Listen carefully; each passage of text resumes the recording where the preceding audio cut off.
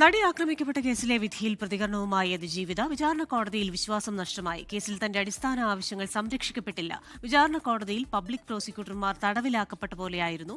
കോടതിയിൽ നീതി പ്രതീക്ഷിക്കേണ്ടതില്ലെന്ന് പ്രോസിക്യൂട്ടർമാർ പറഞ്ഞു. കേസ് തുറന്ന കോടതിയിൽ പരിഗണിക്കണമെന്ന ആവശ്യവും അംഗീകരിക്കപ്പെട്ടില്ലെന്നും അതിജീവിത ഇൻസ്റ്റഗ്രാം അക്കൌണ്ടിൽ പങ്കുവച്ചു. അതേസമയം നീതി പൂർണ്ണമായി നടപ്പായി എന്ന് പറയാൻ കഴിയില്ലെന്ന് നടി മഞ്ജു വാര്യർ പറഞ്ഞു. ആസൂത്രണം ചെയ്തവർ കൂടി ശിക്ഷിക്കപ്പെട്ടാലേ അതിജീവിതയ്ക്ക് നീതി ലഭിക്കൂവെന്നും മഞ്ജു വാര്യർ സമൂഹ മാധ്യമത്തിൽ കുറിച്ചു. വിവരങ്ങളുമായി കൊച്ചിയിൽ നിന്ന് വിഷ്ണു സുരേഷാണ് ചേരുന്നത്. Vishnu, good evening. ഈ ഒരു കേസിൽ വിധി വന്നതിന് ശേഷം കോടതിയുടെ ഭാഗത്തു നിന്നുണ്ടായ ചില പരാമർശങ്ങൾ, ആ പരാമർശങ്ങൾക്കൊടുവിൽ ഇപ്പോൾ അതിജീവിതയുടേതായിട്ടുള്ള ഒരു പോസ്റ്റ് വരുന്നു. എന്തൊക്കെ കാര്യങ്ങളാണ് പറഞ്ഞിട്ടുള്ളത്? വിവിധ പ്രതികരണങ്ങൾ എങ്ങനെയാണ്? ക്രിസ്റ്റിന, 8 വർഷം 9 മാസം 23 ദിവസങ്ങൾ, അങ്ങനെ ഈ യാത്രയ്ക്കൊടുവിൽ ഏറ്റവും അവസാനം തനിക്ക് പ്രതീക്ഷയുടെ ഒരു കണിക കാണാൻ പറ്റിയെന്നാണ് അവർ ഈ ശിക്ഷാവിധിയുമായി ബന്ധപ്പെട്ട് പറയുന്നത്.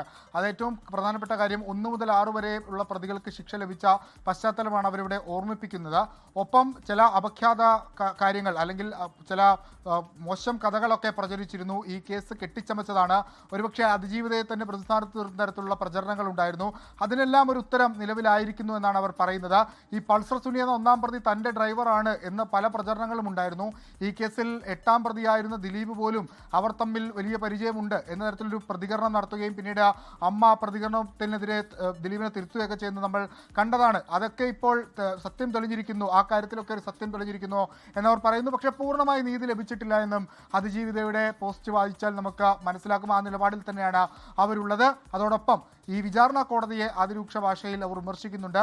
ഈ വിധിയിൽ തനിക്ക് വലിയ അത്ഭുതമൊന്നുമില്ല. 8-ാം പ്രതിയെ വെറുതെ വിട്ടതിനെതിരെ പല ആളുകളും വലിയ സങ്കടത്തോടെ, തനിക്കൊപ്പം നിൽക്കുന്ന ആളുകളൊക്കെ വലിയ ബുദ്ധിമുട്ടൊക്കെ പ്രകടിപ്പിക്കുന്നത് താൻ കണ്ടതാണ്, നീതി ലഭിച്ചില്ല എന്ന് പറഞ്ഞു. പക്ഷേ ഇത് താൻ പ്രതീക്ഷിച്ചതാണ്, ഇവിടെ നിന്ന് ഇതേ ലഭിക്കുകയുള്ളൂ എന്ന് എനിക്കറിയാം എന്നവർ പറയുകയാണ്. ഇതിവിടെ ഉണ്ടായിരുന്ന പ്രോസിക്യൂട്ടർമാർ 2 പേർ തടവറയിൽ എന്നോണമായിരുന്നു എന്ന് അവർ തന്നോട് പറഞ്ഞിട്ടുണ്ട്. ഈ കോടതിയിൽ നിന്ന് നീതി ലഭിക്കില്ല എന്ന് തന്നോട് പറഞ്ഞു. ഒപ്പം 8-ാം പ്രതിയിലേക്ക് എത്തുമ്പോൾ മാത്രം കോടതി പല കാര്യങ്ങളിലും പക്ഷാപാതമായി പെരുമാറുന്നു എന്ന കാര്യം പ്രോസിക്യൂഷൻ പറഞ്ഞു എന്ന് അതിജീവിത ഈ ഇൻസ്റ്റാഗ്രാം പോസ്റ്റിൽ പങ്കുവെക്കുന്നുണ്ട്. പോരാട്ടം അവസാനിക്കുന്നില്ല, ഇനിയും മേൽക്കോടതികളുണ്ട്. ഇതിന് മേൽക്കോടതിയിലുള്ള ന്യായാധിപരെയൊക്കെ തനിക്ക് വിശ്വാസമുണ്ട്. അതുകൊണ്ട് അങ്ങോട്ടേക്ക് കേസെത്തുമ്പോൾ അനുകൂലമായ വിധി ഉണ്ടാകുമെന്നവർ പ്രതീക്ഷിക്കുകയും ചെയ്യുന്നു. ഒപ്പം നിന്നവർക്ക് നന്ദി പറയുകയും ചെയ്യുന്നുണ്ട് അതിജീവിത ഈ ഇൻസ്റ്റാഗ്രാം പോസ്റ്റിൽ.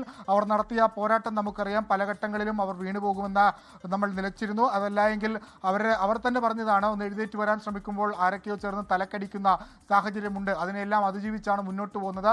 ആ പോരാട്ടം ഇനിയും തുടരുമെന്ന് അവർ പറയുകയാണ്. അവർക്ക് പിന്തുണ അർപ്പിച്ച് ഒരുപാട് പേർ എത്തുകയാണ്. ഏറ്റവും ആദ്യം അവർക്ക് ഒപ്പം നിന്നിട്ടുള്ള ഒരാളാണ് മഞ്ജു വാര്യർ. ഈ കേസിൽ ഒരു കോൺസ്പിറസി നടന്നിട്ടുണ്ട്, ക്രിമിനൽ ഗൂഢാലോചന നടന്നിട്ടുണ്ടെന്ന് പറഞ്ഞ ആള് മഞ്ജുവാണ്. ഈ കേസിൽ ഏറ്റവും ശക്തമായ മൊഴി നൽകിയിട്ടുള്ളത് മഞ്ജുവാണ്. അങ്ങേയറ്റം അവസാനം മൊഴി മാറ്റാതെ നിന്നൊരാളാണ് മഞ്ജു വാര്യർ. മഞ്ജു വാര്യരുടെ ഇൻസ്റ്റാഗ്രാം പോസ്റ്റ് കൂടി ഇതുമായി ബന്ധപ്പെട്ട് വന്നിട്ടുണ്ട്. വിധി പ്രഖ്യാപനത്തിന് ശേഷമാണ് വന്നിട്ടുള്ളത്. ഇതിൽ പൂർണ്ണമായി നീതി ലഭിച്ചു എന്ന് പറയാറായിട്ടില്ല, ഗൂഢാലോചന അവിടെ നിൽക്കുന്നുണ്ട്.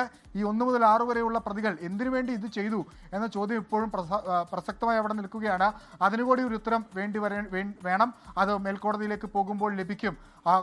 ഈ കോടതിയെ പൂർണ്ണമായി ബഹുമാനിച്ചുകൊണ്ട് ഇത്തരം കാര്യങ്ങളാണ് മഞ്ജു പങ്കുവച്ചിട്ടുള്ളത്. അതിനിടയിലാണെന്ന് ഈ കേസുമായി ബന്ധപ്പെട്ട് പ്രോസിക്യൂഷൻ അവിടെ പരാജയപ്പെട്ടു. എവിടെയാണ് അന്വേഷണ സംഘത്തിന് വീഴ്ച സംഭവിച്ചെന്നുള്ളതിന്റെ വിധി വിശദാംശങ്ങളൊക്കെ പുറത്തു വന്നത്. അതിന് പിന്നാലെയാണ് അതിജീവിതയുടെ പ്രതികരണം എന്നുള്ളതും ശ്രദ്ധേയമാണ്. ക്രിസ്റ്റീന.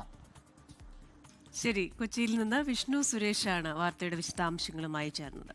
ലോകത്തെവിടെയായാലും ഏത് സമയത്തും 24 വാർത്തകളും ഓഗ്മെന്റഡ് റിയാലിറ്റി പാക്കേജുകളും എക്സ്പ്ലെയിനറുകളും വിശദമായി കാണാൻ ഞങ്ങളുടെ യൂട്യൂബ് ചാനൽ നിങ്ങൾക്ക് സബ്സ്ക്രൈബ് ചെയ്യാം.